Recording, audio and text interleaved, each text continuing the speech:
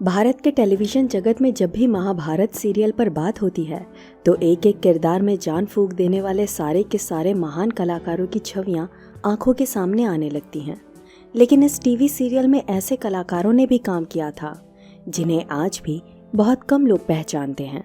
और आज हम ऐसे ही 10 कलाकारों के नाम गिनवाने वाले हैं जिन्हें आपने बड़े पर्दे पर अभिनय करते हुए ज़रूर देखा होगा, पर महाभारत सीरियल में उन्हें पहचान पाना नामुमकिन हो सकता है। तो चलिए सबसे पहले दिनेश आनंद को याद करते हैं। दिनेश आनंद ने 90 के दशक में कई सारे सुपरहिट फिल्मों में अभिनय किया हुआ था। एक जैसे विलन वाले किरदार देखकर उन्हें पहचान पाना तो बहुत आसान था, लेकिन शायद ही किसी को पता होगा कि उन्होंने महाभारत सीरियल में विकर्ण की भूमिका निभाई थी। हस्तिनापुर की पराजय निश्चित है, फिर भी मैं आपको आगे नहीं जाने दूंगा। मैं भ्राता श्री दुर्योधन को नहीं त्याग सकता। 1993 की मेगा हिट फिल्म वक्त हमारा है में तो इनका पहले सीन में कत्ल होते हुए दिखाया गया था। कत्ल करने वाले कलाकार का किरदार इतना भयानक था कि आज भी आपके दिमाग से रामा रेड्डी का खौफ निकला नहीं होगा। अब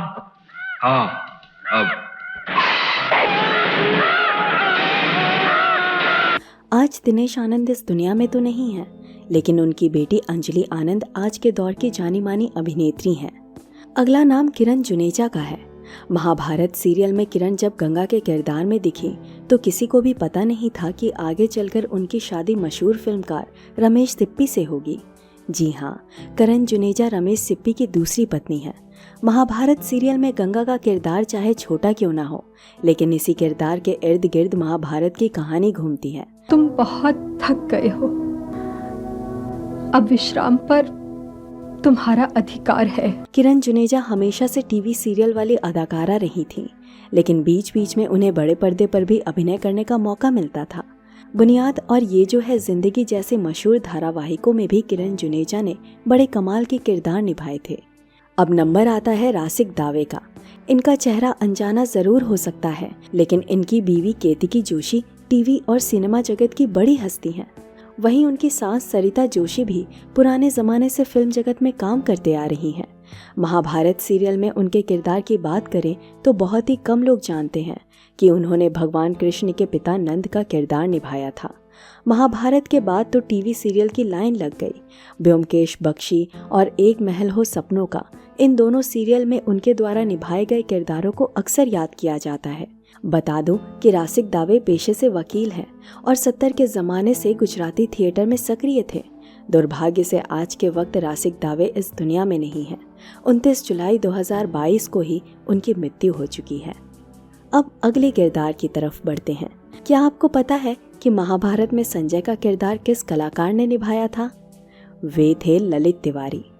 अब तुम भूत, भविष्य और वर्तमान सब कुछ देख सकोगे। अब हम आपको दोबारा बताना चाहते हैं कि अभी तक हमने जितने कलाकारों के नाम लिए हैं वो कोई आम लोग नहीं हैं। उन्हें लोग चाहे ना पहचाने, लेकिन उन्होंने काम बड़ा तगड़ा किया हुआ है और ललित तिवारी भी उन्हीं लोगों में से एक हैं। खास रूप से समाजवादी फिल्मों में ललित तिवारी का बड़ा योगदान माना जाता है। एनएसडी से निकला ये नायाब कलाकार कमर्शियल फिल्मों के लिए बिल्कुल बना नहीं था, इसलिए बड़े बड़े फिल्मकारों ने जब भी समानांतर फिल्में बनाई तो ललित तिवारी को कोई ना कोई किरदार जरूर दिया। समांतर फिल्में और हमारा बहुत गहरा नाता है, इसलिए हम आपसे गुजारिश करेंगे कि वेल डन अब्बा और वेलकम टू सज्जनपुर, ये 2 फिल्में आपको ज़रूर देखनी चाहिए। इन 2 फिल्मों में भी आपको ललित तिवारी का कोई ना कोई किरदार ज़रूर दिख जाएगा।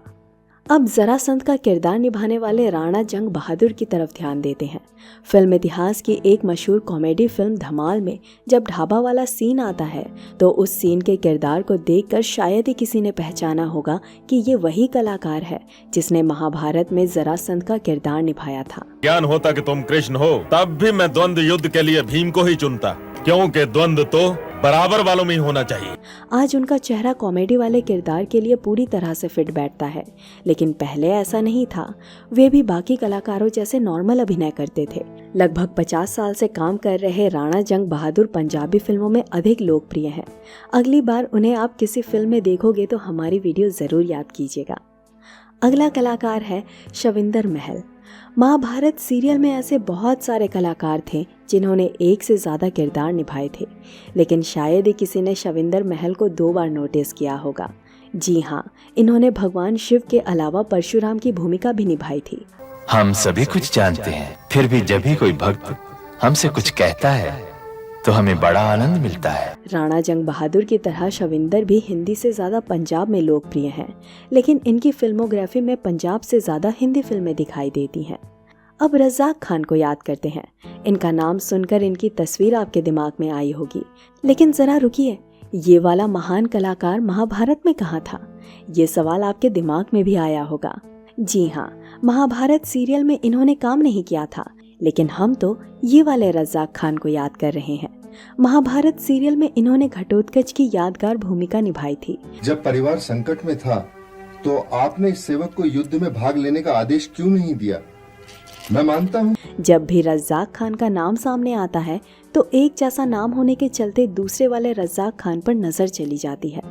बुरी खबर ये भी है कि ये दोनों कलाकार इस दुनिया में नहीं हैं। महाभारत वाले रज़ाक खान की मृत्यु 2003 में हो चुकी है।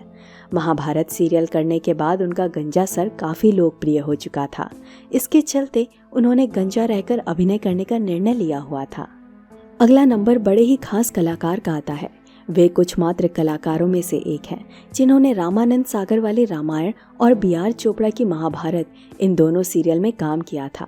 जी हाँ, अंगद की भूमिका निभाकर अमर हो चुके बशीर खान की ही बात हो रही है।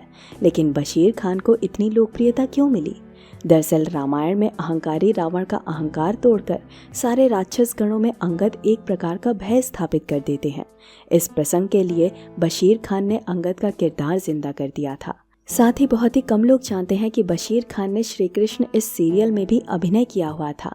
खैर, महाभारत में उन्होंने भगवान श्री कृष्ण की नारायणी सेना के योद्धा का किरदार निभाया था। इसके अलावा महर्षि पराशर की भूमिका निभाने वाले भी बशीर खान ही थे। ब्राह्मण, ये पाठशाला नहीं है, रणभूमि है। अपने अहंकार के रथ से नीचे उतरो। अब चलते हैं उस कलाकार की तरफ जिनका चेहरा जाना पहचाना सा लगेगा, पर कौन सोचेगा कि वे एक गायक भी हैं। जी हाँ, हम अरुण बख्शी के बारे में बात कर रहे हैं। कर्मा, इस फिल्म के ओपनिंग टाइटल में जो दमदार आवाज सुनाई देती है, वो आवाज अरुण बख्शी की है। रब तेरा पूछेगा ओ बंदे, क्या था तेरा। महाभारत सीरियल में उन्होंने द्रौपदी के भाई धृष्टद्युम्न की भूमिका निभाई थी। कुछ महीने पहले हमने अरुण बख्शी पर डिटेल वीडियो बनाई थी, तो खुद अरुण बख्शी ने भी कमेंट किया था।